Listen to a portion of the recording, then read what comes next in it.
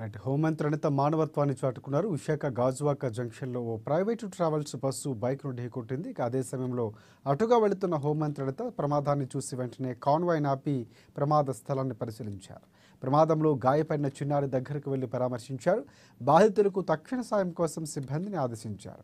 వారిని ఆసుపత్రికి తరలించే వరకు అక్కడే ఉన్నారు. హోదాను పక్కన పెట్టి మానవత్వంతో అనితమ్మ స్పందించిన తీరుపై స్థానికులు హర్షం వ్యక్తం చేస్తున్నారు.